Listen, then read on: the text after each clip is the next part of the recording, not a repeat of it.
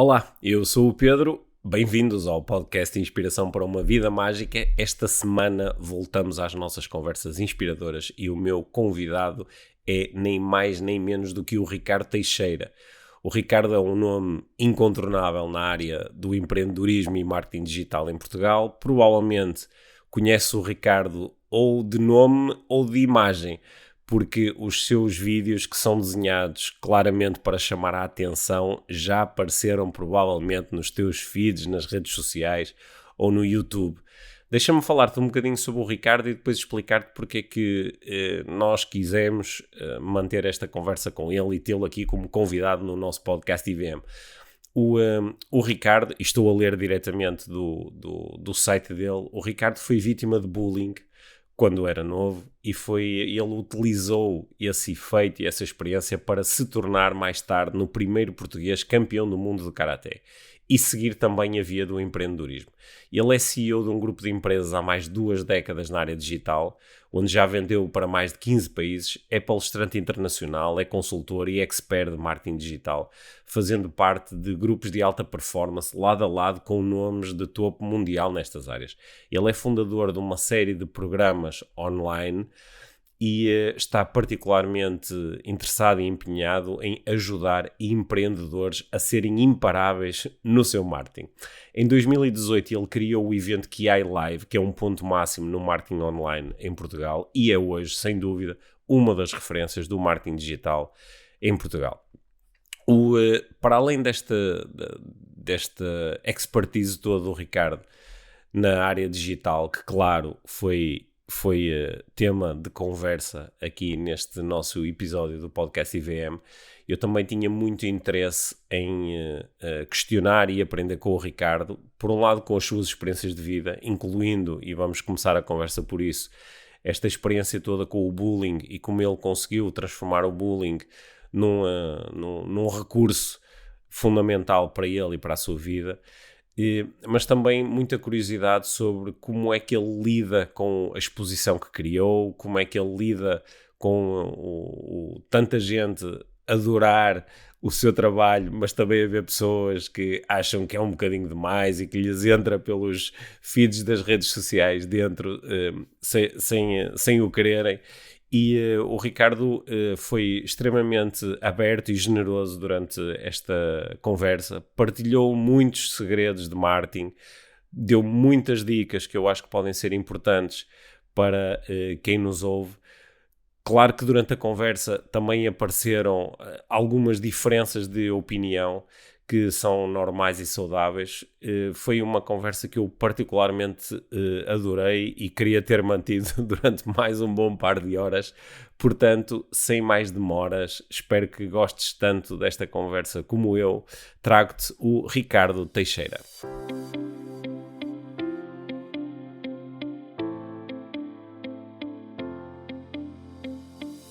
Então, Ricardo, formalmente boas-vindas ao podcast Inspiração para uma Vida Mágica.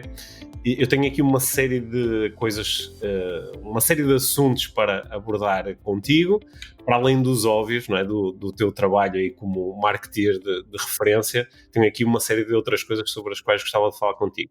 E a primeira sobre a qual eu gostava de falar contigo é sobre uma coisa de que tu falas às vezes e parece que foi muito importante na tua vida, que não é uma coisa propriamente agradável, mas tu lidaste com episódios de bullying.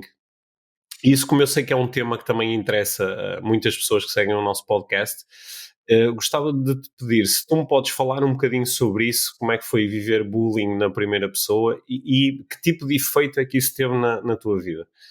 Sim, antes de mais, obrigado pelo convite. Para mim é sempre é um prazer enorme estar aqui e é sempre um privilégio, principalmente para as pessoas que não me conhecem, dar-me a conhecer.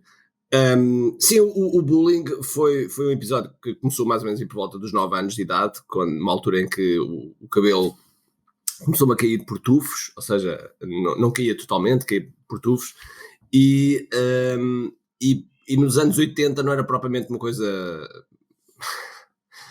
Não era uma coisa da moda como hoje em dia é. E então os outros miúdos, de certo modo, olhavam para mim como se fosse um extraterrestre. E o que é estranho, normalmente as pessoas reagem. e na maior parte das vezes reagem mal a tudo que é estranho, a tudo que é diferente. Já na minha profissão como marketeer acontece a mesma coisa, quando uma pessoa faz uma coisa diferente.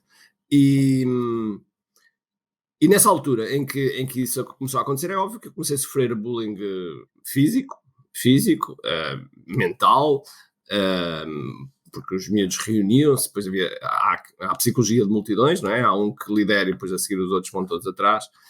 E eu, de certa maneira, nesse período era um miúdo introvertido, e ainda fiquei mais introvertido, fechava-me em casa, não saía muito, etc.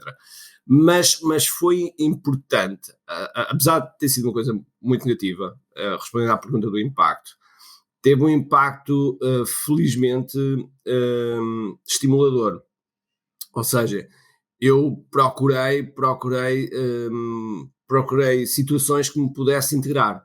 E entrei nos escuteiros, e os escuteiros, independentemente do que a gente possa dizer dos escuteiros, mas é uma organização que unifica e que é igualitária, digamos assim, e que foi importante. E por outro lado, eu como era um apaixonado pelas artes marciais, quando um dojo abriu perto da minha casa, primeiro judo, eu comecei a treinar judo e fruto dessa vontade de querer me defender, basicamente. E portanto, esse bullying que infelizmente continua a existir, e hoje em dia com mais uma componente cibernética, deu-me camadas de pele para hoje em dia ser muito difícil alguém atingir-me por palavras. Porque realmente nessa altura não foi fácil. Os meus pais não se aperceberam. Os meus pais trabalhavam das 9 da manhã até às 5 da manhã num café, são retornados e portanto tiveram uma vida muito difícil, são os autênticos sobreviventes e portanto eles próprios não se aperceberam. Eu sempre fiz o meu percurso apoiado por eles, mas de certa maneira apoiado, mas não com aquele sentido que hoje em dia felizmente damos aos nossos filhos, que é todo o acompanhamento que a gente pode, e na altura não, e olhando para trás, hoje em dia foi uma coisa altamente positiva, sendo que na altura, como é óbvio, não era muito positiva. Sim, é uma coisa positiva, mas nunca recomendas a ninguém Não, exatamente. É um bom statement. Sim. Não recomendo a ninguém. Digo sempre aos pais para estarem atentos aos sinais, principalmente se os miúdos de repente mudarem de comportamento, se começam a não querer ir à escola, estarem alerta, porque é muito, muito fácil. Porque os miúdos, eu fui professor de karatê durante muitos anos e ensinava miúdos desde os 4 anos até os adultos, mas e os miúdos podem ser mesmo muito cruéis entre eles. E portanto, eu sofri essa crueldade. E não é bom porque pode dar para dois Claro. Felizmente para mim, deu bem porque eu tive as pessoas certas. Tive um mestre de karatê que me ajudou, o Pedro Choi, que é conhecido por toda a gente, ajudou-me mesmo muito. Eu hoje sinto muito grato pelo facto de ele ter sido meu mestre, meu amigo, ter-me acompanhado em todos os momentos e que me ajudou a crescer, e depois todo o ecossistema que eu tinha lá. Mas se eu não tivesse tido isso, muito provavelmente tinha sido, sei lá, ou tinha ficado introvertido, ou me virava para coisas que não eram boas, enfim. Aí eu acho que o acompanhamento e as pessoas que eu tive à volta foram decisivas. Claro, e também com alguma vá lá, sagacidade minha, mas impulsionada pelo medo. Sim, disseste aí um par de coisas que eu achei interessantíssimas. Uma foi que o facto de te teres integrado nos escuteiros, que foi bom, porque é uma organização onde se pratica, ou se procura praticar o igual valor, que é uma das coisas que fica quebrada quando nós somos vítima de bullying, não é? Verdade. Os outros, no fundo, estão-nos a dizer que nós temos menos valor por causa de uma condição qualquer. Isso é uma boa pista até para pais que estejam a lidar com miúdos que sejam vítimas de bullying, pensarem nisso, que é como é que eu posso integrar o meu filho em contextos onde o meu filho possa sentir que tem igual valor. Como para nós é óbvio, não é? Quando pensamos sobre isso, mas para os miúdos pode não ser. É verdade. Eu só acho é que é muito importante uma organização dessas, e para mim foi absolutamente decisivo. Acho que não é suficiente, porque digamos que nós vimos de um momento em que sentimos claramente inferiores. Uhum. E ali vamos sentir iguais. E eu acho que nós, para nos equilibrar, precisamos de um momento em que temos que nos sentir, isto não parece bem dizer, mas temos que sentir superiores. Ou pelo menos sentir diferente. Sentir diferente. Sentir diferente e estar bem com essa diferença, e a certa altura gostar dessa diferença, que foi essas fases que eu passei. E que os escuteiros ajudou-me, digamos que a acalmar e ajudou-me a sentir integrado. Nas artes marciais ajudou-me a sentir mais confiante, e essa confiança de certa maneira fez com que eu me sentisse diferente, bem com a diferença, e a essa altura gostar da diferença e dizer, não, eu sou assim, sou diferente, e portanto por isso há essas, mas assim é um bom ponto de vista. Eu quando era miúdo, eu comecei a fazer karaté quando andava na escola primária. Tínhamos aulas na escola, ia lá um mestre dar-nos aulas, e depois mais tarde eu juntei-me à escola dele e durante alguns anos pratiquei karaté. E é interessante que, embora depois por volta dos 14 eu tenha interrompido porque comecei a jogar vôlei, era o desporto que eu mais gostava de jogar, e pronto, eu ocupava muito tempo, não conseguia fazer as duas coisas, mas alguns daqueles princípios do karaté ficaram comigo, e é muito interessante o impacto que pode ter, que as artes marciais podem ter no desenvolvimento das crianças. E quando bem praticado, ou melhor, não é quando bem praticado, quando bem orientado. Sim. Quando bem orientado, é realmente uma escola de vida, é mais do que um desporto. Tem toda uma filosofia por trás, tem todos uns componentes absolutamente fantásticos. Eu tive a sorte de também estar, para além de uns excelentes mestres que eu tive a sorte também de estar com um senhor japonês, a viver com ele durante alguns meses, e de certa maneira bebi muito disso, e o fruto de ter estado, de ter incorporado muitos desses valores, porque hoje em dia o Karate é muito, muito desportivo, já se torna mesmo muito desportivo, e ter incorporado muitos desses valores fez com que eu, a essa altura, importasse para a minha vida, e agora importe para o meu marketing, para a forma como eu ensino, para a forma como eu faço a gestão das nossas comunidades, dentro dos nossos programas, enfim, tudo depois fica muito, muito ligado. E, portanto, eu recomendo claramente, se algum pai quiser ir juntamente com o filho, acho que só faz maravilhas. Aqui em casa, dos meus 3 filhos, houve 2 que começaram no taekwondo. A minha filha é que depois continuou, ela é cinturão negro de taekwondo, e gosta muito de treinar, e vejo o impacto, os vários impactos que isso tem na vida dela, na gestão da ansiedade. Continua a ser uma prática muito importante para ela. Ricardo, eu mais tarde, aqui na nossa conversa, claro que quero perceber ainda melhor o impacto que esta prática das artes marciais tem na tua atividade hoje em dia, até porque o teu marketing vai buscar um bocadinho muito desta tua prática e desta vivência. Mas eu quando estava a ler aqui coisas sobre ti e a forma como tu começaste, apanhei ali uma coisa que achei espetacular, porque me lembrou de um aspecto da minha vida que eu já não recordava há algum tempo, que foi, num dos teus textos no teu site, há uma referência ao facto aos 10 anos tu teres tido acesso a um espectro, e que isso foi muito importante para ti. É uma vida paralela, portanto, ou seja, artes marciais e o espectro é ali duas vidas paralelas.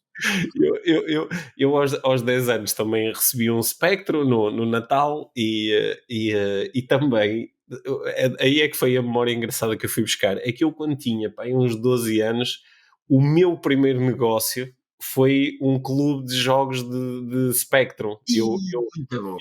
Eu copiava jogos e vendia aos meus amigos na escola, e depois tínhamos tipo um clube, eles inscreviam-se, tinham um número de sócio, faziam uns cartõezinhos, dava-lhes acesso a um desconto quando compravam jogos, e fui buscar essa memória. Foi espetacular, lembrando minha primeira incursão no empreendedorismo com 12 anos, foi muito fixe lembrar isso. Muito bom. Não, agora estás-me a fazer lembrar que havia um shopping center que vendia uns jogos, então Sim. nós íamos lá comprar um jogo e depois voltávamos lá a dizer que o jogo que não estava bom, já tínhamos gravado o jogo em casa, fazíamos coisas que não são nada boas hoje, mas sim, havia esses clubes, muito, muito, muito bom. Quem for um pouco mais jovem do que nós, esta conversa não vai fazer grande Não, sentido, há mas, aqui um mas gap para quem for nacional. Mas para quem for da nossa geração vai-se lembrar daqueles minutos de ansiedade, load aspas aspas, e depois estar à espera, e depois passar 5 minutos e o jogo não entrava. Não entrar, e depois estamos a brincar com o parafuso do zimuth do gravador, etc. É realmente.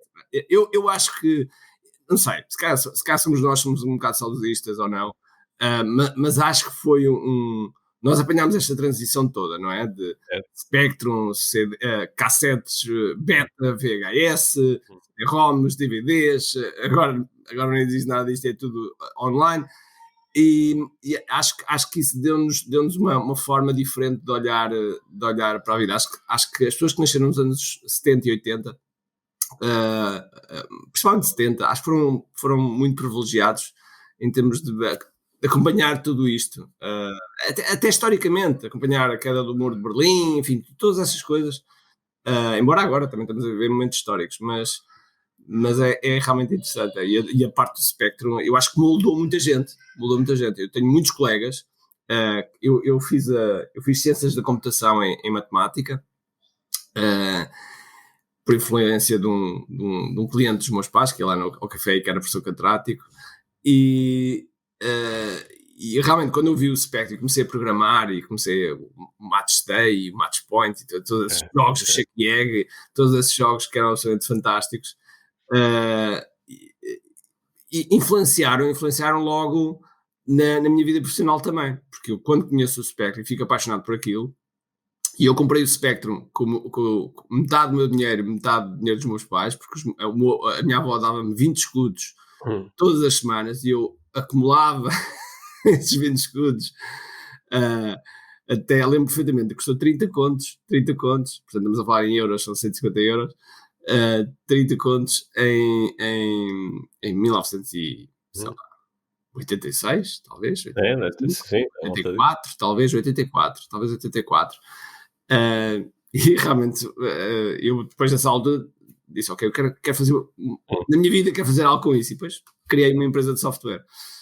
Sabes que tu falaste aí do Match Day, e há um par de anos aconteceu uma experiência maravilhosa que foi, eu estava a falar com os meus filhos sobre como é que eram, não é? Porque os jogos que eles jogam hoje em dia são incríveis comparado com aquilo que nós tínhamos, mas eu estava-lhes a dizer que mesmo coisas muito simples, com gráficos muito simples, eram fascinantes, e fui procurar à net um emulador para lhes mostrar como é que era um jogo na altura, e apareceu-me lá um dos jogos que eu jogava muito, que era o Match Day. E o que é que foi incrível? Mal o jogo apareceu, 30 e muitos anos depois, as minhas mãos foram para o teclado exatamente para as teclas certas, e eu ainda sabia como fazer o pontapé de saída de forma a marcar sempre golo. Se era o que há, o P e o Isso. Incrível como essa informação, que é absolutamente inútil, mas estava completamente armazenada.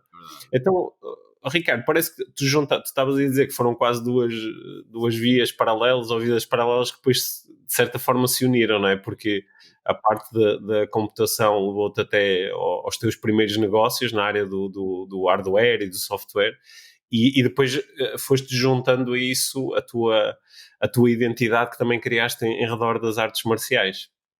Daí tu hoje falas sempre em Kiai. É verdade.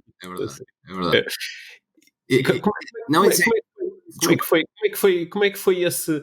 Porque na altura em que tu decidiste tornar-te empreendedor muito cedo, não é? Eu penso que tu tiveste uma primeira experiência ainda a trabalhar numa organização, não é? Trabalhaste no INE, penso eu. Sim, mas antes do INE ainda trabalhei mesmo como freelancer, porque na faculdade eu paguei os meus estudos e, portanto, eu tinha na altura um Amstrad, portanto, também é um computador de geração, e então eu fazia trabalhos de processamento de texto para professores catedráticos, etc., para as teses de doutoramento e essas coisas todas, eu passava esses textos todos para eles. E depois comecei a fazer alguns pequenos programas também para gestão de pequenas organizações. E antes disso ainda, quando eu tinha 15 anos, foi quando comecei a ganhar o meu primeiro dinheiro com as artes marciais, é que eu comecei a dar aulas aos miúdos e comecei a criar o meu próprio dojo. E digamos que foi a primeira incursão assim, no empreendedorismo foi essa, mais séria foi realmente essa. Mas chegaste a ter, em algum momento, aquele plano mais usual de vou encontrar uma empresa onde eu possa começar a trabalhar, começar a fazer uma carreira, ou desde o início para ti o Não, realmente era apelativo, era ser empreendedor? não, para o bem e para o mal, Hum, para o bem e para o mal, o facto de ter começado a ser muito cedo professor de karatê fez-me com que eu assumisse posição de liderança. uhum, E é curioso, quando isso acontece, eu também dentro dos escoteiros passei a ser guia de patrulha, chefe de... Enfim, comecei a ter a cargos de chefia. E quando nós começamos a estar à frente de um dojo, neste caso, sentimos a responsabilidade, como é óbvio, há uma série de coisas, mas também sentimos gosto. Sentimos gosto e sentimos tipo, ok, é verdade, sentimos poder, porque dizemos uma coisa e as pessoas fazem. Portanto, eu comecei, os meus pais eram empreendedores, tinham café, portanto também já estava influenciado por isso, embora via a vida super dura que eles tinham e eu dizia que não queria ter aquilo, sim. mas de certo modo a semente já cá estava, e não queria. Tanto é que eu licencio-me em 1994, não, 95, e a minha mãe, foi a minha mãe que mandou o meu currículo para o Instituto Nacional de Estatística, porque ela tinha visto um anúncio, Uhum, ela queria que eu tivesse um emprego no Estado, uhum. embora o INE não é bem Estado, mas é quase, e foi ela que enviou, e depois mostrou-me, e eu assim fui contactado, e na altura era para um lugar de programador e dizer, não me está a apetecer para trabalhar para uma coisa que é das 9 às 5, não me está a apetecer. Até porque eu tinha sempre, e ainda hoje tenho, é uma coisa desde miúdo, tenho muita dificuldade em acordar de manhã. Ou seja, para mim, acordar às 8h30 é, agora 5, 6 da manhã e 4 da manhã, como algumas pessoas fazem, eu não consigo. Uhum. Já passei por aí, o meu ciclo não vai lá. Até posso fazer, mas eu tive 100 dias a acordar às 6 da manhã, no dia 101 eu fui logo para as 9. Foi imediato. E eu, pronto, recebi o contacto para ir para o Instituto Nacional de Estatística, para ir às provas do Instituto Nacional de Estatística, e a única coisa que me atraiu foi, estão 400 candidatos. Eu disse, 400? Uhum. 400, quero lá ir. A competição. Exatamente, quero lá ir, quero testar. E então fiz as provas todas, que eu nunca tinha feito uma prova psicotécnica, entrevista em grupo, defender uma causa que eu não defendia, enfim, todos aqueles testes que muitas vezes fazem e que foram muito giros, e depois fui selecionado. Eles deram-me um contrato de um ano automaticamente renovável e ao final de 10 meses eu demiti-me. Ao final de 10 meses demiti-me.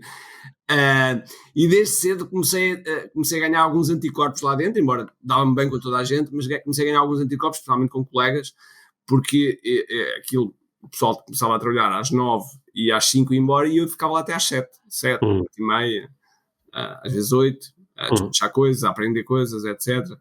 E pronto, e percebi que então comecei a montar a empresa mais ou menos quase, depois aí, talvez uns 6 meses depois, lá está, comecei a montar a empresa e aos 10 meses achei que, ok, está na altura de sair. Ok. Depois a tua empresa depois foi crescendo, não é? Tu começaste com sempre ligado à área da informática, não é? Sim. Hardware, software. Comecei como normalmente todas as empresas de software começam, as empresas de informática começam, que é vender computadores, montar computadores, embora eu dizia sempre que não era isto que eu queria, mas era uma forma de ganhar dinheiro rápido. Porque o meu objetivo sempre foi software, era criar software. E pronto, então eu comecei a fazer esse percurso com a empresa, com altos e baixos, não foi sempre a crescer, nem pouco mais ou menos, com altos e baixos. Eu costumo dizer que houve alguns anos, eu tenho a empresa formalmente está constituída há 25 anos, ou a empresa mais antiga, há 25 anos. Mas eu costumo dizer que não tenho 25 anos de experiência, porque houve ali alguns anos em que eu repeti o mesmo ano de experiência. Certo. Há verdade, as pessoas que dizem, eu tenho 10 anos de experiência. Não, se calhar tu tens um ano de experiência repetido 10 vezes. Certo. E, portanto, enfim, coisas de empreendedor. Oh, Ricardo, dando aqui assim um pequeno salto, um pequeno grande salto na tua história, eu estou interessado em saber como é que tu passas de ser empreendedor, estás a desenvolver o teu negócio, estás mergulhado provavelmente na vontade de fazer crescer o negócio, de teres mais sucesso, ganhares mais dinheiro, etc. Como é que tu passas daqui para começares a ajudar outros empreendedores? É uma boa pergunta. Mais uma vez, isto volta sempre atrás, isto é psicologia, volta sempre Sim. lá atrás. Quando eu comecei a fazer artes marciais, eu tive a sorte, o apoio e também o treino para ser o primeiro português campeão do mundo de Karatê em 1993, mas eu já tinha um dojo nessa altura. E os campeões seguintes eram 2 meus alunos. E eu percebi que fiquei mais contente eles terem sido campeões do mundo que eu quando fui campeão do mundo. Então eu percebi que eu vivia mais pelo resultado dos outros, ou seja, o resultado dos outros entusiasmava mais do que o meu resultado. Isso foi uma coisa que comecei a perceber cedo, E então, quando eu iniciei a minha empresa de software, e comecei a desenvolver software sobretudo para advogados, nada errado, mas não é propriamente um mercado super aliciante do ponto de vista de sentir satisfeito com o sucesso dos outros, porque não é bem assim, é mais uma... embora eu procurava evitar, mas é mais uma transação comercial. Eu realmente percebi havia esse bichinho em mim, é certo. E então, em 2012, não, talvez um bocadinho antes, 2008, 2009, não, antes, 2007 foi quando fui ao primeiro UPW do Tony Robbins, que era a primeira vez que ele voltava à Europa, depois de muitos anos. Eu também lá estava, Ricardo. Também lá estavas? Em Itália? Não, eu não estava em Itália, eu estava em Londres. Não, isso já foi depois. A primeira vez que ele foi em 2007, foi Itália. Ele já não vinha desde 1980, coisa assim do género. Okay. E então foi a Itália. Eu fui lá, por acaso não encontrei nenhum português na altura, e foi muito comum os primeiros eventos que eu ia lá fora, eu pelo menos não ter contato com nenhum português. E depois eu faço o evento realmente é um evento extraordinário, aconselho toda a gente passar por essa experiência pelo menos, mas eu via muitas coisas que o Tony Robbins falava e que as pessoas ficavam tipo, eu dizia, mas espera lá, isto é o que eu faço nas artes marciais há muito tempo. Visualização já fazia isto em 1985. A meditação, eu já faço isso desde 84.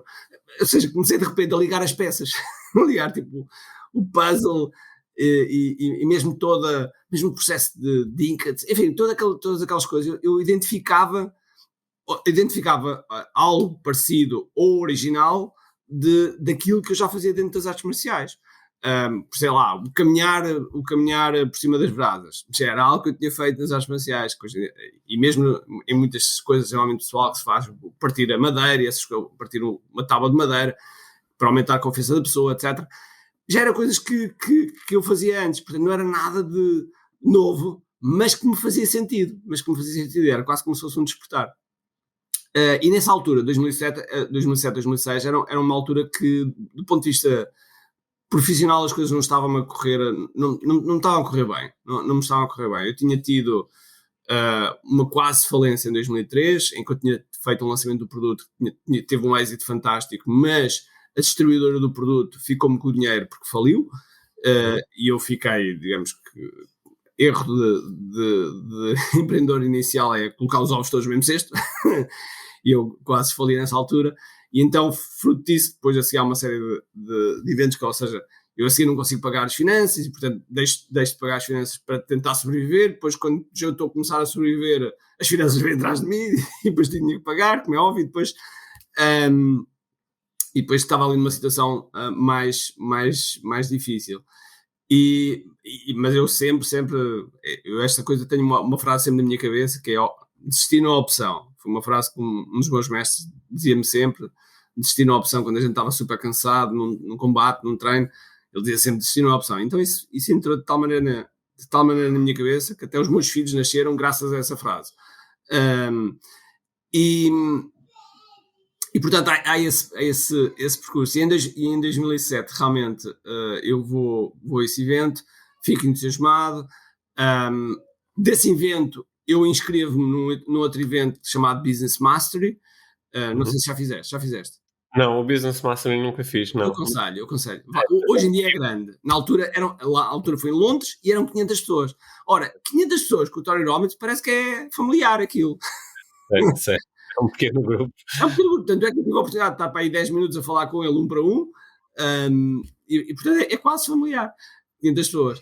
E nessa altura foram momentos decisivos. E graças ao Business Mastery, ele ofereceu um bónus, que era um conjunto de CDs, chamado The New Money Masters, acho que é assim, The New Money Masters, em que lá vinham, basicamente eram CDs de marketeers digitais, os maiores da altura, Frank Kern, Dean Jackson, Brandon Bouchard, Chet Holmes, enfim, uma série deles, e houve ali 2 ou 3 que eu captei, fiquei fascinado. Lembro perfeitamente, foi o Frank Kern, foi o Chet Holmes e foi o Jeff Walker. E então comecei-me a apaixonar cada vez mais pelo marketing e pela parte digital, etc, etc. Só que é que eu, quando comecei a entrar mais nisso, até foi com o Chet Holmes, que já agora aconselho um livro chamado, tem o prefácio, em português tem o prefácio do engenheiro Belmiro de Azevedo, o falecido engenheiro Belmiro de Azevedo, e que é, por causa do título não é muito bom, é a verdadeira máquina de fazer dinheiro, acho que é assim que se diz. Em inglês é The Ultimate Sales Machine, e que eu aconselho, é um livro extraordinário. Foi um livro que me levou a criar conteúdo, porque ele falava muito disso, e eu comecei a criar conteúdo, e portanto eu começo a entrar neste mundo mais online. Eu já estava no online graças à informática, mas digamos que entrar mais neste mundo e a perceber mais que o conhecimento podia-se também transformar em produto, etc. E a essa altura eu disse, ok, quero testar isto e quero ajudar pessoas, mas quero testar num produto que numa área que ninguém me conhece, uma audiência que seja zero, e portanto vou partir daí. Então criei um produto chamado na altura QA Imparável. Não, peço desculpa, na altura chamava-se Mindset Samurai, assim é que era. Chamava-se Mindset Samurai. E então que era, eu coloquei nesse produto tudo aquilo que eu tinha estudado e aprendido e a minha experiência, etc, de como ser mais produtivo, enfrentar os desafios. A tagline até era enfrenta os seus desafios com um sorriso nos lábios. E eu levei esse produto até 200 mil euros, 250 mil euros. Então disse, ok, sei como é que isto pode ser feito. E comecei a fazer consultorias no estrangeiro, porque eu já ia muito para o estrangeiro, comecei a fazer consultorias de marketing, etc, etc. E isso levou-me em 2018 a decidir, ok, vou começar a ensinar, a ajudar empreendedores a crescer os seus negócios utilizando o marketing online. E hoje em dia é o que eu adoro fazer. É o que tu fazes. Ricardo, tu, para além de teres tomado essa decisão, tu também tomaste uma decisão que não sei, agora queria aprender com esse teu processo interno, que foi tu decidiste correr uma série de estratégias, nomeadamente comunicação, que te colocaram muito em destaque, não é? Porque tu procuraste quebrar aqui o padrão em relação a muita coisa que era feita online, a forma como tu começaste a divulgar os teus produtos, o que faz com que, por exemplo, se calhar muitas pessoas que estão a ouvir esta nossa entrevista, quando viram inicialmente o convidado, o Ricardo Teixeira, se calhar nem sabem muito bem quem é, mas depois veem a tua imagem e dizem, o Ricardo já interrompeu muitas vezes o meu feed, já sei quem é. Exatamente. Eu estou interessado em saber um pouco sobre o processo que te levou a tomar esta decisão de eu vou criar aqui destaque, sabendo de tudo o que vem com essa decisão, não é? Olha, eu lembro quando estava a praticar artes marciais com o Pedro Choi, ele tinha 27 anos ou 28, ele disse uma coisa num balneário, em que ele disse-me assim, um dia, quando falarem em acupuntura em Portugal, vão ter o meu nome no meio. E a verdade é que hoje em dia não se consegue falar de acupuntura em Portugal sem ter Pedro Choi no meio. E em 2017, mais ou menos, eu disse, ok, um dia, em Portugal, quando falar em marketing online ou marketing digital, vão ter que falar de mim, de alguma forma. Mas como é óbvio, com os resultados das pessoas. Dito assim, parece um bocadinho arrogante. Mas digamos que meti um bocadinho isto na cabeça e pensei, ok, Ricardo, tu sempre gostaste de ser diferente, portanto vamos jogar com essa diferença. E por outro lado, em marketing, nós falamos em atenção e retenção. Portanto, para nós termos atenção, nós temos que quebrar padrões. Porque se fizermos a mesma coisa e esperar resultados diferentes, já como diz o Einstein, isso é sinónimo de loucura. Logo eu achava que... E eu olhei para o panorama nacional e era tudo igual. Para mim era um marasmo, muito igual. Eu sabia que quando começasse a fazer coisas diferentes também ia haver reação, como houve, a reação quer de pessoas que não gostavam, quer de próprios profissionais e colegas que hoje em dia são amigos, que ia acontecer. Mas eu meti na cabeça que era a forma certa, e então aquilo que eu procurei sempre fazer e que procuro é okay, o que é que pode identificar as pessoas, olhando para aquilo, trazer uma identificação. E por outro lado, nós sabemos, isto não é uma coisa de agora, é uma coisa desde há muitos anos, que em vendas as pessoas precisam ser tocadas várias vezes. Ou seja, nós precisamos de aquilo que eu costumo chamar de carimbo mental. Nós temos que pôr um carimbo mental na pessoa para ela se lembrar. Tal e qual como estavas a dizer, ok, que a Ricardo Teixeira, depois vem, já sei, okay, é o carimbo mental. E acontece muitas vezes, mas mesmo muitas vezes, eu tenho centenas de alunos assim, em que começam do quem é este tipo? Quem é este tipo? Lá está este chato, lá está não sei o quê, até que, vamos lá ver o que é que ele faz, se calhar vou participar num programa, se calhar vou participar num evento gratuito, se calhar que depois compram, depois estão e alguns estão comigo já há muitos anos. Portanto, as pessoas passam por este processo, ou seja, é um processo normal. E então eu procuro quebrar sempre o padrão, pegando em coisas que eu já sei que são uma dor do empreendedor, tipo uma coisa que eu chamo do marketing de esperança, que é as pessoas abrem as lojas, abrem os negócios e ficam à espera que o cliente aparece. Eu faço de vez em quando coisas desse género, ou então a reza, tipo ao Deus do marketing, em que faço umas rezas, mais que já sei que há o pessoal da área espiritual, não sei mais que de repente vai cair em cima de mim, mas que as pessoas entendem claramente qual a mensagem. Ou então, uma das mais famosas, que foi em agosto do ano passado, em que eu fiz isso de forma propositada, nós tivemos um vídeo que atingiu mais de 1 milhão de pessoas, que era um vídeo onde eu demonstrava, em 2019, um evento que nós temos todos os anos, que é o QI Live, e do qual estás convidado para lá estar. Nós vamos fazer este ano em setembro, em 18 e 20 de novembro, em Santarém, no CNEM, são 1.200 pessoas. No fundo vai ser um voltar ao presencial de forma mais intensa. E agora já me perdi, onde é que eu ia? Estavas a dizer o vídeo que se tornou... E o vídeo, eu falava de uma venda de uma garrafa de água, na verdade foram 6, que eu fiz em 2019 no evento do QI Live, e eu vendi por 1.000 euros. Pronto, eu falava disso, falava sobre o preço em relação ao valor, e falava... E pronto, eu já sabia que ia ter um conjunto de haters, havia haters, depois eu pedia a quem teve presente para dizer que teve presente, então fui lá e depois aquilo gerou-se ali um sururu. Depois houve alguns youtubers, porque é tática dos youtubers apanharem a tendência daquele de vídeos e falarem daquele vídeo. Houve 4 ou 5 youtubers que apanharam boleia, então foi interessante. Lembro perfeitamente, estava em Troia e eu estou a fazer o check-in no hotel e passa uma pessoa por mim e diz: ainda agora ouvi. E portanto, essa interrupção em marketing é valor. Essa interrupção em marketing é valor. É importante que as pessoas de alguma forma se lembrem. Claro que o ideal é lembrar sempre pela coisa certa. E eu aprendi também uma coisa com um amigo meu, que conhece certamente, que é o Luís Matos, o Mágico, que ele é aqui da região de Coimbra.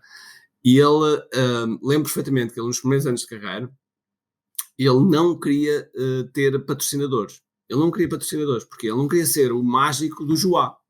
Uhum. Porque muitas vezes as pessoas são conhecidas, quando fazem muita publicidade, são conhecidas pela publicidade, não pelo aquilo que eles fazem. E ele demorou muito tempo até aceitar, depois na altura acho que foi o BPI ou coisa assim, já que fez uma publicidade. E são aspectos que importantes que depois influenciam o nosso posicionamento.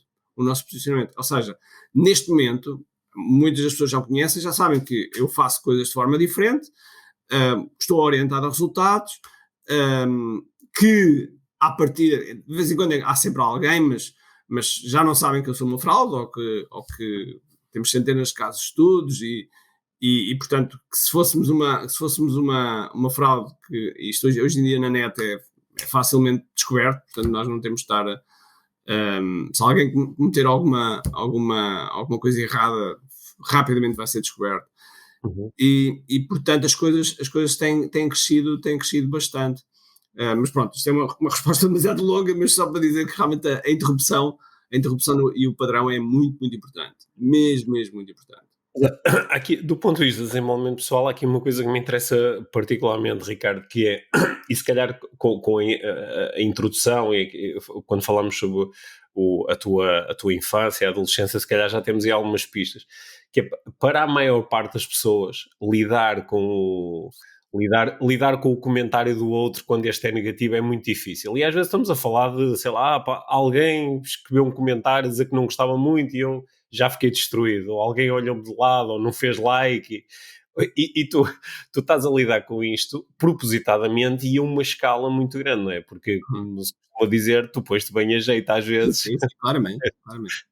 Tu até já levaste com alguns dos humoristas mais famosos do país a pegarem contigo e a fazer episódios dos podcasts deles à tua volta, né? E eu agradeci. E estou a agradecer. Portanto, por um lado, nós claro que percebemos, ok, o Ricardo é um marketeer, está-nos a dar um exemplo prático de como criar interrupção, chamar a atenção e ganhar notoriedade. Ótimo, não é?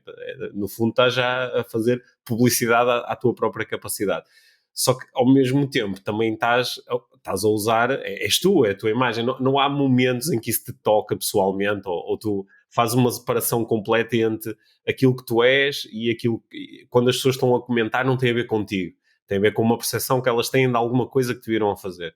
É isso? Sim, é verdade. As pessoas quando comentam estão baseadas numa percepção e num julgamento, não é? Porque nós temos esta coisa de julgar pelo aquilo que vemos.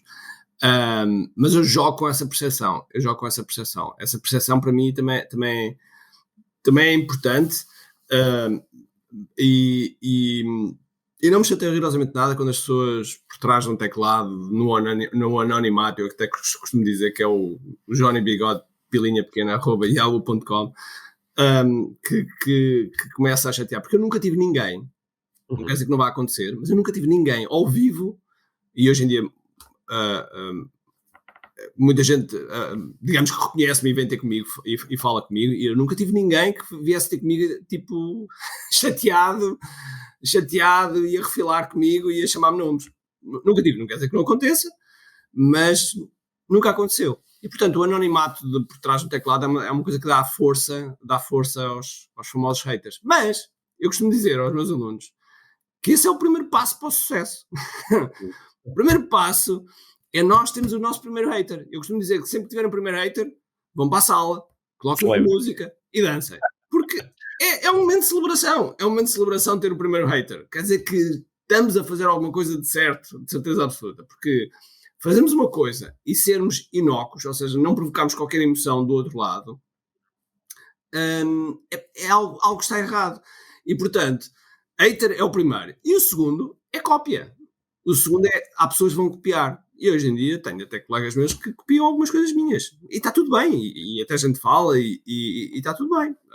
Porque eu provavelmente se calhar também depois vou modelar e eu próprio também modelei coisas de outras pessoas que aprendi. Portanto, é natural que isso aconteça. As pessoas têm que estar preparadas mentalmente para perceber isso. Agora, é óbvio que eu compreendo, e isso, digamos, foi o efeito do bullying. O efeito do bullying fez-me com que eu me preparasse mentalmente. Há coisas, o universo tem estas coisas que parece que foi uma preparação para o momento em que eu estou. Em que, como é óbvio, quando fazemos publicidade e quando colocamos conteúdos, há sempre alguém que vem falar mal e está tudo bem. Eu costumo dizer aos meus alunos que se não quiserem lidar com isso, existem dois passos, que é eliminar e banir. Pronto, e sigam. Porque é muito fácil nós ficarmos presos a um comentário tal qual como estavas a dizer.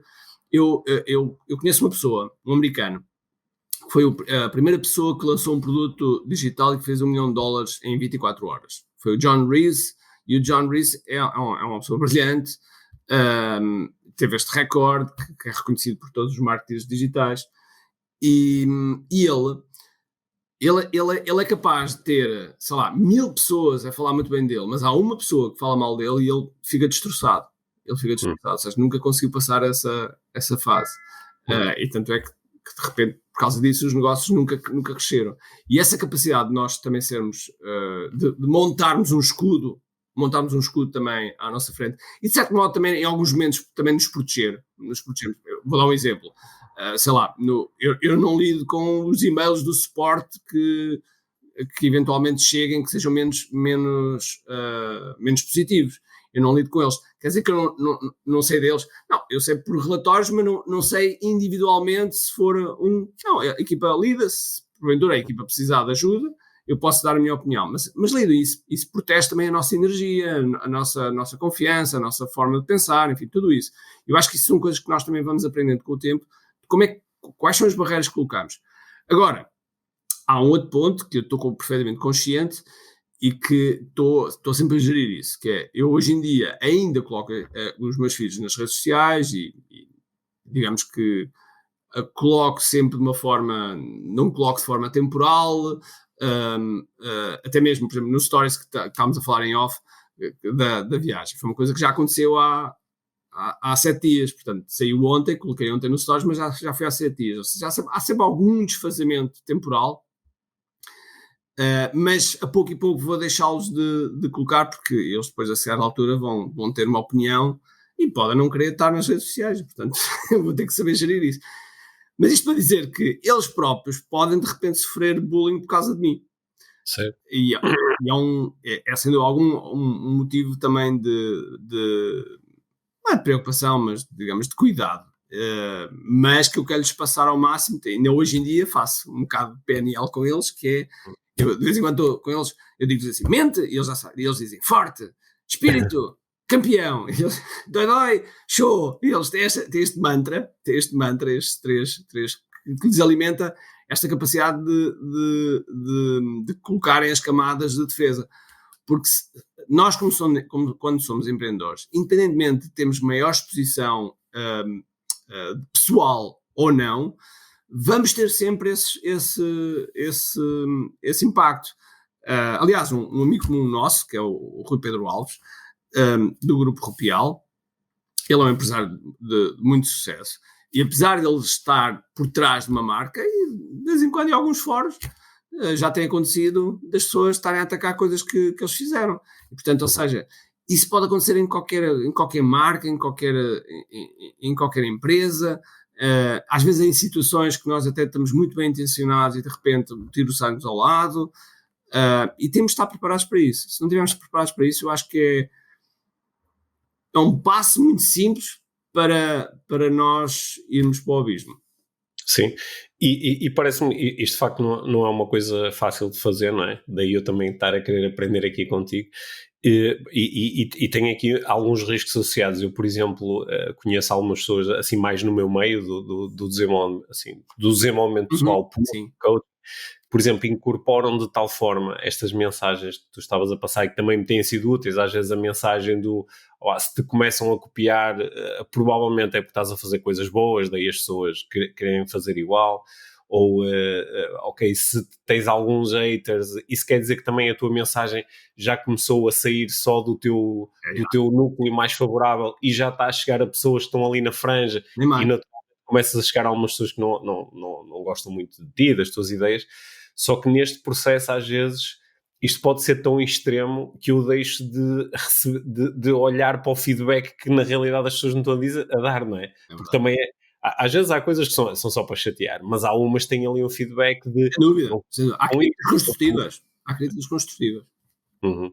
E esse feedback tende a ser muito importante. E por acaso eu estava a ouvir a falar deste caso do posso ter 1000 pessoas a dizer bem e uma pessoa a dizer mal, e isso de facto às vezes é um bocado chato, não é? Vou para um evento, tem 500 pessoas, toda a gente adorou e há uma pessoa que me escreve uma mensagem a dizer não gostei. Mas é verdade que ao longo do tempo as grandes melhorias que eu fui introduzindo nas minhas palestras, nos meus eventos, vêm às vezes deste único que se calhar foi o que falou, eu mais 3 ou 4 pessoas que também repararam, mas não disseram nada, eu mais meia dúzia que não ficaram caladas, e às vezes este que fala dá-me uma oportunidade de incorporar às vezes uma pequenina melhoria, às vezes é numa pequenina história, mudar uma palavra e já deixo de chatear uma pessoa. E É verdade. e às vezes é daí que vem o crescimento. Não, é giro uma coisa que tu falaste agora dos eventos, porque eu tenho uma regra nos eventos que é, sempre que eu faço uma palestra num evento qualquer, digamos que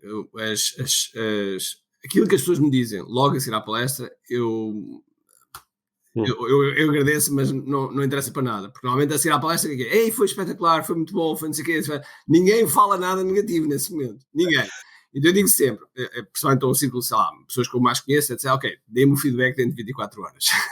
24 horas, já estão mais a frio, já estão fora do ambiente, etc. Dê-me o feedback dentro de 24 horas. Porque sim, tens toda a razão, eu acho que é mesmo muito importante nós sabermos ouvir e sabermos perceber o feedback. Mas eu costumo dizer que há 2 tipos de feedback, não é? Há o feedback, aliás, 3 tipos de feedback. Há o feedback claramente destrutivo e que não interessa. Há o feedback construtivo e que eu chamo de alucinação. E há o feedback de realmente construtivo da pessoa que já passou por lá. Okay. Porque é muito simples algumas pessoas darem feedback, mas nunca terem feito nada daquilo. Sim, às vezes não, sim. Não. E que têm uma opinião, sim senhores, é uma opinião válida, mas para mim é uma alucinação, é um achismo. A pessoa nunca passou por lá, portanto não faz. É engraçado que às vezes as pessoas comentam qualquer coisa do ponto de vista digital e muitas vezes quando às vezes eu quero meter-me com a pessoa, no bom sentido, até faço sempre isso com uma boa intenção, eu pergunto sempre, ok, quantas vendas e quantos é que já faturaste online? Que é para sabermos. É claro que a pessoa pode mentir e dizer, colocar lá um valor, mas raramente me respondem a seguir. Porquê? Porque por vezes, algum feedback, nós temos que passar pelo processo, ou temos que ter, ou passar pelo processo, ou ter o resultado para depois poder falar. É quase como hoje nós somos empreendedores aqui. Quantos de nós é que não temos amigos à nossa volta que trabalham por conta de outra, nada de errado, muito bem, todos nós precisamos disso, mas depois começam a opinar sobre aquilo que nós fazemos. e portanto, hoje em dia eu já não tenho amigos que me fazem isso, porque sempre perguntava assim, mas já uma vez fizeste alguma coisa como empreendedor, já uma vez passaste por isso, sabes o que é, sabes qual é a sensação, sabes qual é o sentimento solitário que a gente tem à noite, sabes? Não, portanto, agora, é óbvio que nesses achismos, por vezes há uns nuggets, há coisas que são, para lá, isso faz sentido. E eu acho que nós não devemos ser como os burros, não é? Não devemos tapar as orelhas e devemos ouvir. Mas sempre com um bocadinho com este filtro, porque a tal coisa é um achismo. Há pessoas que não têm maturidade suficiente para dar feedback. E eu faço isto também às vezes nas comunidades. Mesmo quando nós lançamos um pedido de feedback, nem toda a gente está capacitada para dar o feedback. Pode dar uma alucinação, mas para dar um feedback mais sério, nem sempre. Mas sim, é sem dúvida alguma, que é nesses momentos que a gente evolui. Eu lembro perfeitamente, já não lembro se foi há 2 anos, que houve aquela febre do Clubhouse. A febre do Clubhouse. E houve uma vez uma sala em que eu estava a responder a dúvidas, mas depois houve uma série de perguntas que eu não respondi bem. Ou melhor, não respondi bem, quer dizer, não me senti confortável na resposta que eu dei. E estavam lá 2 outras pessoas conhecidas minhas e eu até perguntei a elas, o que é que tu achaste? Eu achei que não estive bem, achei que não respondi bem. E elas disseram, pois realmente não estavas, houve aí qualquer coisa que não estavas no teu melhor, etc. Eu, pois não. E isso fez-me, de repente, fechei-me um dia, escrevi as perguntas todas que as pessoas fizeram, escrevi outras perguntas que normalmente as pessoas fazem e comecei a construir respostas mais sólidas em relação a essas perguntas. Perguntas que hoje em dia são mais que vulgares, ou seja, são aquelas perguntas que normalmente fazem. Hoje em dia já começa a ser muito difícil as pessoas, quer do ponto de vista de marketing, nos nossos programas, fazerem perguntas que eu já não respondi centenas de vezes. Mas fez-me pensar. Uhum. E só para fechar, desculpa, só para dizer, isto é como as cerejas. Eu aprendi muito isto, porque nas artes marciais, quando eu fui atleta de alta competição, e a forma que nós aprendíamos mais era com a derrota. É uma derrota que eu tenho em 1993, 1991, aliás, no primeiro campeonato do mundo da Suíça, que me faz levar ao campeonato do mundo em 93 para ser campeão do mundo. Portanto, é aquela derrota é decisiva, porque é uma derrota que eu fico... Aquilo vai-me ao estômago, vai-me à alma, e digo, caramba, isto vai ter que mudar, vou ter que fazer alguma coisa para mudar isto. E nesses 2 anos muda tudo. E, portanto... O desporto até é uma bela metáfora para esta conversa que nós estamos aqui a ter sobre se o feedback vem de um sítio que é realmente... se é de um sítio de conhecimento e de experiência, né? A Brené Brown costuma dizer que não estou interessado no teu feedback se não estás também na arena a levar chutes no rabo.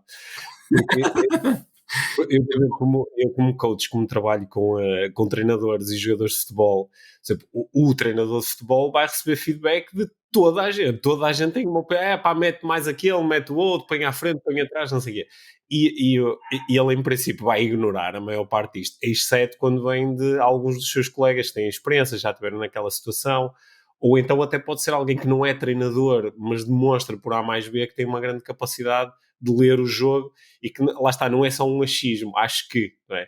Até, então com os jogadores de futebol é incrível porque eles às vezes dizem, qualquer gajo na rua me chateia porque eu não marquei aquele golo, é um tipo que nunca deu 2 chutes na bola, não faz ideia do que é que está em causa, não faz ideia como nós às vezes, por muito que treinemos, a bola tem um pequenino ressalto, há uma pequenina coisa que altera tudo. Não, e deve ser geríssimo. Eu só tive uma experiência digamos, de fazer algum treino mental a um jogador de futebol, e achei giríssimo, achei que a experiência foi giríssima. Portanto, admito que deves passar por experiências fantásticas e diferentes fantásticas e diferentes, embora, como tu falaste um pouco atrás na conversa, não é? É o entrares num mundo onde tens que aprender a ficar sobretudo satisfeito por aquilo que os outros fazem, ok, contando também um pouco com a tua ajuda, não é? Sim, isso, sim. Lidar muito com a pressão. Ainda agora assistimos ao Cristiano Ronaldo, que é um jogador de eleição, uma pessoa de eleição, uma pessoa sempre com os níveis muito lá em cima, e de repente teve uma atitude que lhe saiu completamente fora e que de certo modo pode ficar ali uma mancha na carreira dele completamente desnecessária por essa gestão da cabeça. Certo. Ricardo, queria juntar aqui duas coisas. Eu sei que tu na tua carreira aqui como especialista em marketing digital, tu tens ajudado pessoas em literalmente dezenas de indústrias diferentes, não é? Todo tipo de negócio, todo tipo de empreendedores que vêm ter contigo e fazem os teus programas e participam nos teus masterminds e têm a tua ajuda. Alguns deles estão ou poderão estar assim nesta área que nós exploramos muito aqui no podcast do desenvolvimento pessoal ou da terapia ou assim nesta área. E às vezes aqui na comunidade do desenvolvimento pessoal, às vezes há discussões que eu acho que são interessantes, onde é que está o limite naquilo que nós podemos fazer quando estamos a mergulhar no nosso marketing, quando estamos a fazer vendas, não é? Porque às vezes cria-se uma zona cinzenta de, ok, eu tenho um negócio, quero ter mais alunos, quero ter mais faturação, quero ganhar mais dinheiro, e ao mesmo tempo também tenho o meu negócio baseia-se nos meus ensinamentos. E os meus ensinamentos às vezes podem entrar em conflito com a forma como eu estou a procurar divulgar o negócio, né? Já lidaste com situações onde é necessário pensar bem em redor disto? Já.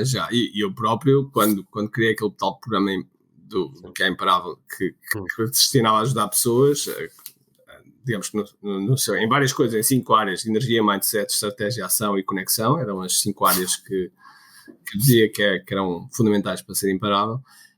Enfrentava a mesma coisa, mas sim, são dezenas de áreas onde as pessoas sentem isso. Mas as pessoas sentem isso por uma crença limitativa, que é acharem que realmente, é exatamente isso, acharem que o fazer determinadas estratégias de marketing, e atenção, eu parto sempre do princípio que as estratégias são íntegras, são sérias, são transparentes,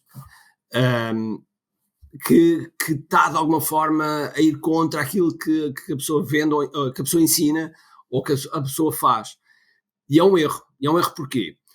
Porque vender, e eu digo esta frase muitas vezes, vender é servir. Se alguém não me tivesse, se o Jeff Walker não me tivesse vendido o Mastermind dele em 2014, eu hoje em dia não estava aqui a falar contigo. Portanto, vender é servir. Vender causa claramente uma transformação. E as pessoas normalmente que compram, quando compram uma coisa que realmente querem, ficam mais contentes que a pessoa que vende. Logo, só o ato de vender vai criar algo na pessoa.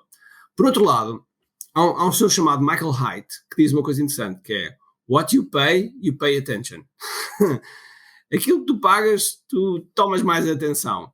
Logo, esse compromisso. E mais, quanto mais pagas, mais atenção dás. Eu todos os anos invisto mais ou menos 150 mil euros nos meus masterminds internacionais. Claro, quando eu vou lá fora, eu sugo tudo. Vou 3 dias antes, estou com as pessoas, depois nos dias do mastermind estou mesmo a tentar falar com o maior número de pessoas que eu quero falar, fico mais 3 ou 4 dias depois com mais alguns, procuro extrair o máximo. Enquanto aqueles que estão lá nos Estados Unidos e que fizeram a viagem no próprio dia e que saíram logo no dia seguinte, não aproveitam a mesma coisa. E, portanto, esse é um dos aspectos, que é vender a servir. Logo, se a pessoa está a comprar, nós estamos a servir a um alto grau, e o facto dela pagar vai ter um compromisso maior.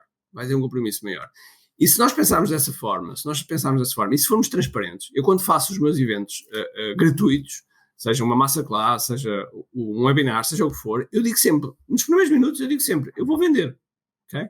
Eu vou vender. E vou vender porquê? Porque eu não quero que as pessoas fiquem num beco sem saída. Primeiro, porque nós não podemos estar a fazer gratuitamente, porque para todos os efeitos somos um negócio, damos muita para instituições de solidariedade, mas para eu criar o conteúdo gratuito que eu crio, é preciso que haja um grupo de pessoas que também pague. Portanto, ou seja, nós conseguimos servir outros que ainda não estão num momento ou que por qualquer motivo não têm ou uma posição financeira, ou seja o que for, e não estão nos nossos programas, e portanto quem está nos nossos programas também contribui para essas pessoas, também há um sentido de contribuição. Isso do ponto de vista mental. Do ponto de vista estratégico, quando nós estamos a fazer as ações de marketing, um dos pontos-chave aqui é sempre dar o maior valor possível. Vou dar um exemplo da minha masterclass. A minha masterclass é uma coisa que é feita em Portugal que até agora, ninguém faz mais de 30 horas de forma gratuita. Aliás, deve haver muitos cursos que não têm 30 horas e que são pagos. E, portanto, eu dou 30 horas gratuitos, respondo a toda a gente, etc. E depois, no final, as pessoas têm 2 opções. Ou agarram naquilo e eu não estou lá e sem chouriço, estou mesmo a dar conteúdo. Ou agarram naquele conteúdo e fazem alguma coisa por elas, que a maior parte das pessoas não faz, vai ficar pelo isto é tão giro, isto é tão bom, e pela motivação, e a segunda-feira vem e a motivação foi-se. Ou decidem estar connosco, inscrevem-se e depois têm o tal acompanhamento, enfim, seja o que for o programa, e tomam essa decisão. E a verdade é que as pessoas que tomam decisão têm mais resultados que as outras pessoas. Pela masterclass já passaram mais de 100 mil pessoas. Nós temos 2.000 e tal pessoas no programa, e claro que os resultados são completamente diferentes, não tem nada a ver uma coisa com a outra. E portanto, é realmente uma crença limitativa. Sendo que, tal e qual como estava a dizer, na masterclass o que é que eu faço? Eu dou muito valor antes. Ainda agora, por exemplo, o calendário está por trás de mim. Claro que no podcast vocês não conseguem ver isto, mas está aqui um calendário por trás de mim, enquanto estou a preparar toda uma forma de lançamento nova, okay? Baseada no conceito de Netflix, em que vai haver episódios, vai haver uma série de coisas para aumentar o consumo, porque nós sabemos que a Masterclass são um fim de semana muito intenso e uma imersão autêntica, tipo 10 horas num dia, 10 horas no outro, e depois as horas continuam durante mais 4, 5 dias. E nessa fase, que era o ponto que eu queria falar, nós estamos a dar valor, estamos a dar muito valor. As pessoas estão a receber algo que lhes está a transformar, que está a mudar, e as pessoas que passam por aquilo não vão ficar iguais. Não vão ficar iguais. Vão sofrer uma transformação, vão pensar de forma diferente, vão ter o tal carimbo, mas um carimbo muito potente. A partir dali, a venda é um passo normal. Eu costumo dizer, quando as pessoas se sentem desconfortáveis pela venda, é por 2 motivos. Ou não deram, ou não encaram a venda como um serviço que estão a prestar, que estão a servir as pessoas, ou não deram valor suficiente e não se sentem confiantes para estar a vender. Porque quando nós damos muito valor, quando nós estamos num evento em que realmente demos tudo de nós, a venda é um passo natural. Aliás, é muito comum as pessoas nas primeiras horas começarem a perguntar pelo preço dos nossos programas. Muito comum. Muito comum. E, portanto, a venda é invertida. A venda é invertida. É esse o grande objetivo. Confirmo isso. Olha, Ricardo, mas aproveita, então vou aproveitar aqui o estar a falar com um especialista para ver se levo isto aqui um bocadinho mais longe. E que eu às vezes reparo é que a própria estratégia de marketing que eu utilizar, não é? Dependendo do teu serviço, ela pode servir para criar ainda mais congruência à volta do meu produto, ou às vezes ela pode até minar um bocadinho a congruência do meu produto. Imagina, por exemplo, que o produto que eu tenho para vender é um curso online que te ajuda a ficar calmo, relaxado e tranquilo. Só que depois disparo e-mails de 2 em 2 horas a dizer está quase acabado, tens de escrever e faltam 5 minutos e não podes perder esta oportunidade. Parece que momentaneamente eu estou-te a criar e pensando até que muitas pessoas não vão comprar o meu produto, mas levaram ali um input meu que foi de criação de stress e tentar provocar uma decisão. Quando depois aquilo que eu lhes vou vender... Calma. Quando tudo é exatamente o contrário disto. Até lhes vou dizer, desliga o e-mail e desliga as redes. E eu às vezes reparo que eu sei que isto não é fácil, sobretudo quando com profissionais de desenvolvimento pessoal que estão a procurar lançar o seu negócio e sentem muita necessidade de chegar a mais pessoas. Mas acho que às vezes falta esta capacidade de ter uma estratégia de marketing que esteja alinhada também com a própria essência do meu... Sabes que isso é aquilo que nós costumamos dizer, é copy. Isso é copy. E já agora traduzindo para as pessoas o que é copy, é tudo que a gente escreve ou diz com o objetivo da pessoa tomar uma determinada ação. Isso é copy. Primeiro, promessa. Segundo, copy. Uma das coisas que as pessoas sofrem na área do desenvolvimento pessoal é as promessas muito vagas. Okay? Promessa muito vaga. Tipo, vais-te ficar feliz. Tá bem, mas feliz para mim é diferente de feliz para ti. O que é feliz? Eu costumo dizer que as promessas têm que ser uma coisa que se eu pegar numa câmera e apontar para a pessoa e filmar, eu consigo ver. E isso foi o facto de eu dizer, ok, aprenda a ser imparável enfrentando os desafios com sorrisos nos lábios. Ora, sorrisos nos lábios eu consigo ver. Okay? E por isso é que eu acho, não posso dizer 100% de certeza, mas acho que foi uma das coisas que contribuiu para esse sucesso que eu tive nesse produto e que hoje em dia, digamos que não o vendo porque de repente comecei a ser conotado como coach, nada de errado, mas eu não sou coach. Eu quero ser reconhecido como especialista de marketing. De repente é mais uma coisa que tem a ver com posicionamento, com aquilo que nós vendemos. Mas isto para dizer que, por exemplo, essa sequência de mails, do ponto de vista prático, que é interessante porque as pessoas têm sempre muito medo de enviar mails. Por exemplo, eu digo sempre que no último dia, se estás a fechar o carrinho, o último dia, no mínimo 3 mails, mas podem ir até 5. Podem ir até 5. Nós fazemos 5. Mas qual é que é o segredo aqui? Cada mail, cada comunicação tem que ter um objetivo. Não pode ser a técnica do burro do Shrek. Okay? Toda a gente conhece o Shrek e há um momento em que ele está a falar quem é que vem comigo, não sei mais quem, está o burro a dizer pick me, pick me, pick me. E no fundo é o que as pessoas fazem, que é compra-me. Não funciona. E portanto, cada mail, cada comunicação tem que ter um objetivo claro. Pegando nesse exemplo que estavas a dar, que é faltam X horas, mais o quê. O que se deve fazer é, por exemplo, apresentar um bónus novo, e aí eu tenho um motivo para dizer, olha, tenho aqui uma coisa nova para ti, tenho aqui este bónus que vai-te ajudar a isto. Estou a arranjar uma justificação. Se eu vou ter uma cerimónia de encerramento, que é uma coisa que eu aconselho claramente, que é, abro as vendas, mas quando eu estou a vender um curso online, eu devo criar um evento à volta daquilo, um evento, e as pessoas devem sentir que estão dentro do evento. Ora, se é um evento, quer dizer que tem uma abertura e tem um fecho. E se tem um fecho, é bom que a gente faça uma cerimónia ou uma festa de encerramento ou algo do género. Então, dá-me mais um motivo. Dá-me um motivo para eu mandar um mail a dizer, olha, logo temos a nossa festa de encerramento, ok? E claro, lá no meio posso dizer, olha, e faltam 10 horas para fechar as inscrições. Mas o ponto principal é, vamos ter uma festa de encerramento. Na hora da festa de encerramento eu posso mandar uma outra vez, olha, a festa de encerramento está on, vamos a isso, tem lá uma surpresa para ti, tem lá mais umas coisas novas. Portanto, eu tenho sempre oportunidades, eu posso pôr sempre oportunidades para fazer isso. Mais ainda, deixo mais esta dica, que é, eu posso mandar um mail no último dia a dizer, olha, queres mais um dia? Às vezes acontece, precisas de deslocar dinheiro, seja o que for, precisas pensar mais um bocadinho, queres mais um dia?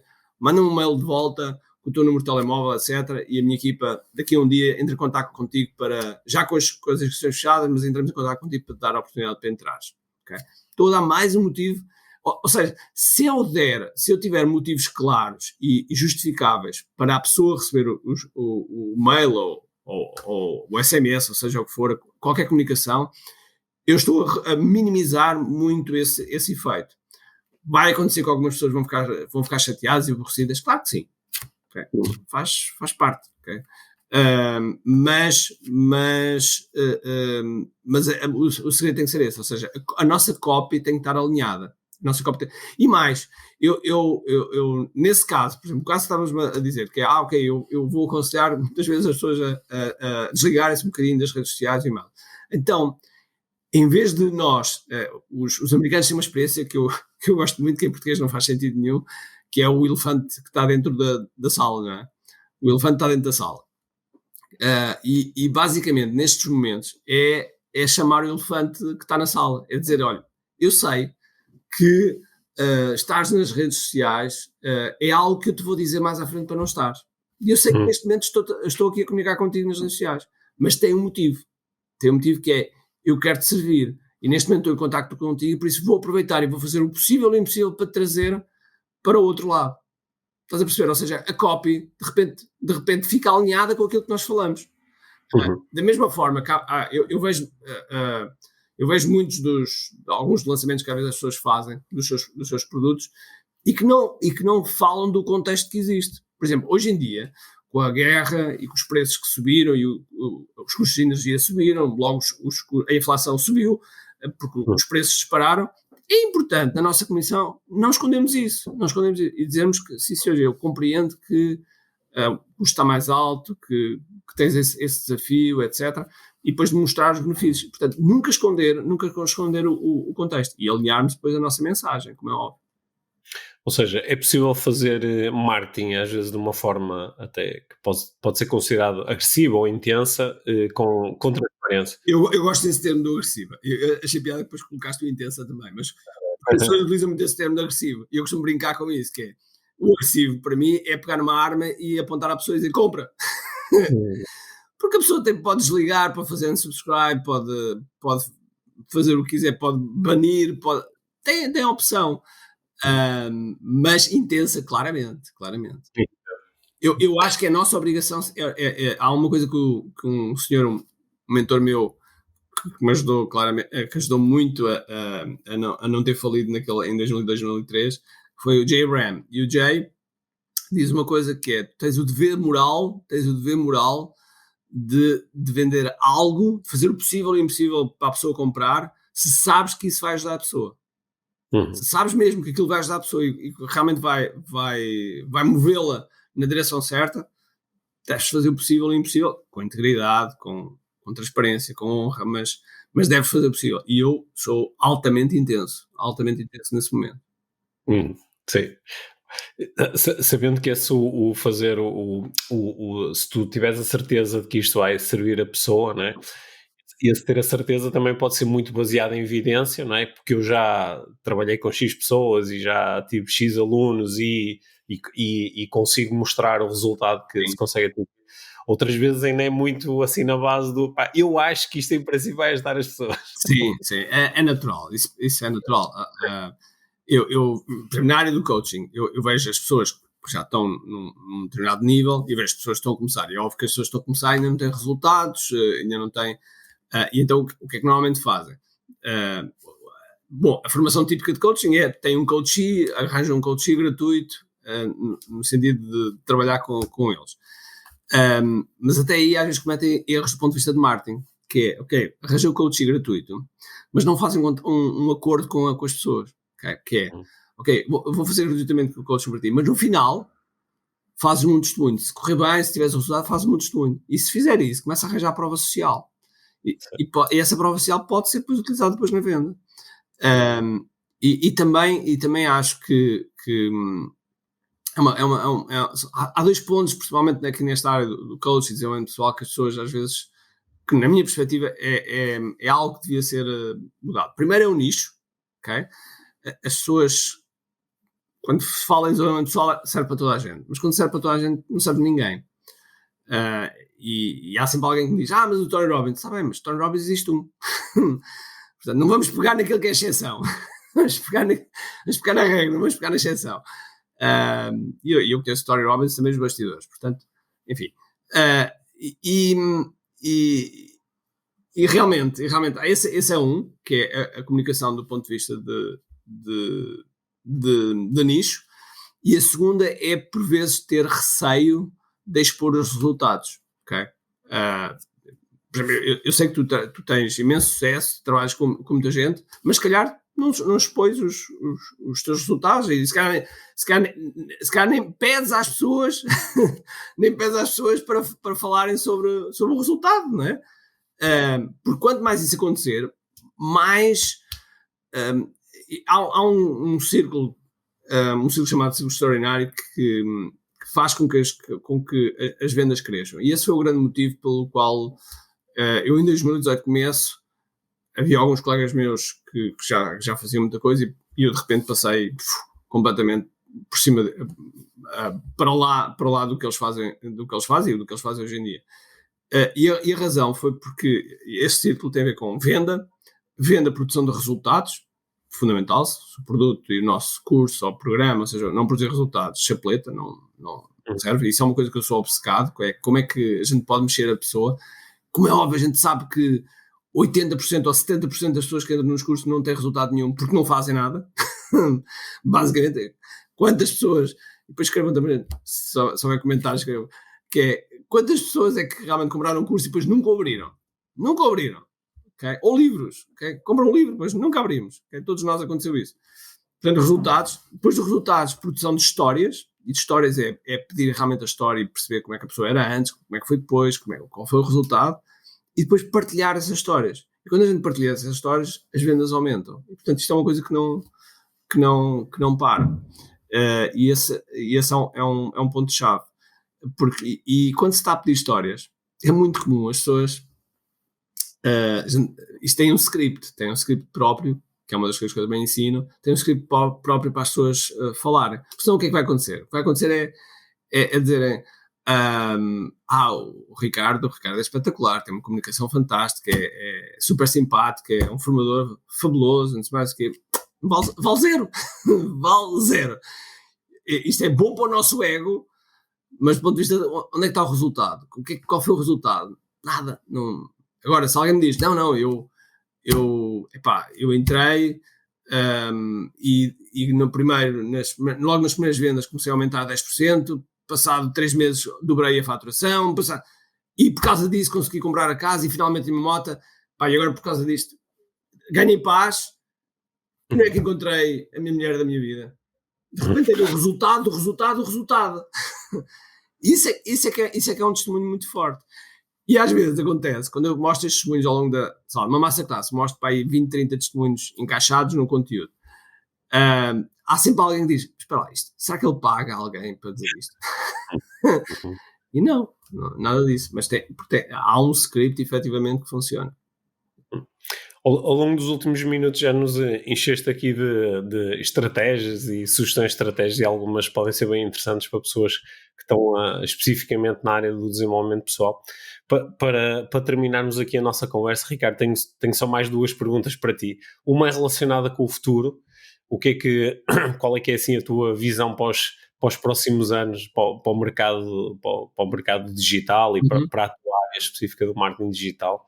O que é que tu estás aí, quando olhas assim para os próximos anos, o que é que tu imaginas que vem aí? Olha, nos próximos anos, eu costumo dizer que eu sou privilegiado porque tenho uma máquina do tempo, porque como estou em permanente contacto e vou lá nos Estados Unidos, no Brasil e Espanha, e o mercado hispânico, são mercados que estão à nossa frente do ponto de vista digital. Principalmente quando estamos a falar de marketing digital, estão à nossa frente, não de conhecimento, mas de maturidade do mercado. Uhum. E se calhar os Estados Unidos está à frente talvez uns 7 anos, 7, 6 anos, o Brasil talvez uns 4, Espanha talvez uns 2, 3 anos, portanto, ou seja, eu consigo ver as tendências a acontecer. E o que vai acontecer agora nos próximos, provavelmente 2 anos, vai ser uma explosão do ponto de vista de produtos digitais, desde cursos, a mentorias, essas coisas todas. Isso vai haver uma explosão enorme. Desculpa, que é uma coisa que nós ensinamos muito, mesmo os empreendedores que têm produtos físicos, têm serviços presenciais, que trabalham com retalhistas, seja o que for, vão ter que incluir no seu portfólio de produtos um produto digital.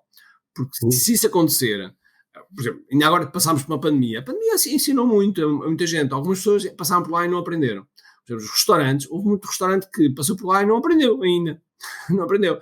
O restaurante claramente não percebeu que a importância de uma lista. Uma lista de pessoas que eles têm e que podem contactar. Porque quando os restaurantes fecharam, eles não tinham ninguém para contactar. Tinham uma página de Facebook ou coisa já para pôr lá e esperar, marketing de segurança, e esperar que alguém visse o post. A dizer, temos takeaway. Não, mas se tivesse o contacto direto, era muito mais fácil. E, de repente, e eu tive um aluno, que é o Sérgio, que no meio da pandemia, da primeira quarentena, que nós viemos todos para casa, não é? Na primeira quarentena, ele teve o melhor dia de faturação de sempre. No meio da quarentena, um restaurante. Então, qual foi a diferença? Foi o facto de ele ter lista, de ter essas estratégias bem afinadas. Já me perdi. Eu estou cansado. A pedir aqui para tu consultares aí a tua bola de cristal. Exatamente. Pronto, portanto, ou seja, primeiro explosão de produtos digitais, claramente isso vai acontecer. Segundo, vai aparecer uma nova fasquia de profissionais que muitas vezes nós temos dificuldade em contratar. São às vezes copywriters mais dirigidos aos produtos, desde agências digitais, que eu estou a formar algumas, desde videomakers que sabem fazer o vídeo da forma certa, porque muitas vezes acontece pessoas de vídeo que nos abordam e dizem aquele vídeo fazia muito melhor, talvez do ponto de vista cenográfico, mas do ponto de vista de conversão para vender, não, porque existem estratégias que são importantes. E, portanto, há todo esse conjunto de quer de profissões, quer de produtos que eu acho que vão realmente explodir nos próximos 2-3 anos. Vai haver aqui um mercado grande.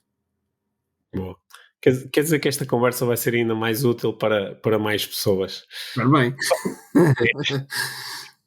Ricardo, falta-me fazer a última pergunta, que é a pergunta com que nós normalmente fechamos aqui as entrevistas, as conversas com os nossos convidados no podcast Inspiração para uma Vida Mágica, que é perguntar-te o que é para ti uma vida mágica. Quando é que tu sentes que, olha, a minha vida está a ser mágica? O que é que tem que estar a acontecer? O que é para ti uma vida mágica? Isso é uma boa pergunta. É quando no meu tempo, é quando eu faço o mínimo de coisas que não gosto de fazer no meu tempo. É aí que eu vejo que estou com uma vida realmente boa. Ou seja, quando eu olho para o meu dia, olho para a minha semana, olho para o meu mês e vejo que as coisas que eu não gosto ou que não quero fazer e tenho que fazer são reduzidas ao mínimo. Esse para mim é a minha definição de mágico, ou a definição de sucesso. Gosto dessa definição, ainda por cima, porque é uma definição que dá para olhar para a agenda e dá para fazer lá umas continhas e dizer quão mágica foi a minha última semana. É verdade. Gosto.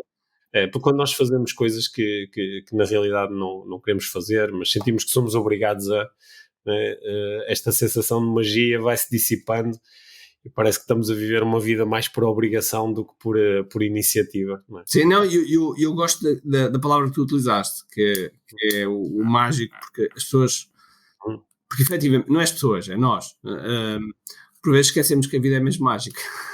Ou seja, com tantas possibilidades, não é? É verdade. Eu acho que tocaste na palavra certa, porque é mesmo isso. Nós às vezes somos enrolados no nosso dia-a-dia, enfim, nas coisas todas, nas dinâmicas familiares, ainda há bocado estávamos a falar aqui um bocadinho em off do facto de eu ter agora uns gêmeos que estão a chegar aos 3 anos de idade e que desafiam, digamos, toda a dinâmica familiar aqui, embora eu sou um privilegiado, porque tenho possibilidade de pagar pessoas para ajudar, etc., mas como é óbvio, eles exigem de nós, e nós às vezes estamos tão enrolados no dia-a-dia que não paramos para pensar e realmente dizer, ok, não, esta vida é realmente extraordinária. Provavelmente algumas pessoas conhecem, não sei se conhece o Gary Vee. Sim, é natural. O Gary Vee diz uma coisa que eu acho extraordinária, que é a probabilidade de nós nascermos é de 1 para 400 trilhões. Portanto, se nós realmente pensarmos nisso, se nós nascemos numa probabilidade de 1 para 400 trilhões, é realmente extraordinário. E acho que todos nós, há um momento em que nós não damos isso. Eu agora estava aqui a olhar, porque eu utilizo uma coisa chamada aqui a ideia, que é uma coisa que eu ensino. E uma das 3 coisas estas 2 colunas que eu escrevo todos os dias é 3 coisas de qual eu sou grato e 3 vitórias do dia anterior. E isto ajuda-me a ganhar alguma percepção. Porque mesmo aqueles dias em que eu também tenho esses dias, como é óbvio, em dias que a coisa não correu bem, e a gente está aqui 3 vitórias de dia anterior e tipo, não sei, o que é que ontem consegui? Não sei. Ou então as 3 coisas que sou grato, sei lá agora, o que é que foi que agora que aconteceu? Então eu lembro-me sempre, ok, pelo menos estou a respirar. Respiro, a respirar. E eu acho que, para as pessoas que nos estão a ouvir, acho que essa é uma frase que é importante as pessoas pensarem. Bom, Ricardo, agradeço-te muito o teu tempo e todas as partilhas que fizeste connosco, e vou continuar a ver com atenção os teus vídeos quando eles aparecem no meu feed. Ou então é só subscrever no canal do YouTube. Exatamente. E continuar a aprender contigo e com os testemunhos que tu partilhas dos teus alunos. E agradecer-te por teres a coragem de fazer diferente e de também provavelmente inspirar muitas pessoas a sentirem-se mais à vontade com o desejo que também têm de fazer diferente e que muitas vezes fica constrangido pelo medo, o receio, a opinião dos outros, e eu acho que tu és um bom exemplo de alguém que dá um passo em frente e com isso também inspiras muitas pessoas a fazer igual. Portanto, aqui aproveito este momento para te agradecer esse exemplo e, claro, para te agradecer imenso teres passado aqui este tempo connosco no podcast. Obrigado, Pedro. Para mim foi um enorme prazer, foi uma honra estar aqui, e de certeza absoluta que espero que as pessoas pelo menos tenham tirado apenas uma coisinha que possam aplicar, porque eu costumo dizer, só ouvir e não fazer vale 0, e portanto, se pegarem uma coisinha e fizerem, eu fico hiper mega contente. Certamente vão fazer pelo menos uma coisa. Exatamente. Um grande abraço, obrigado. Um abraço, obrigado.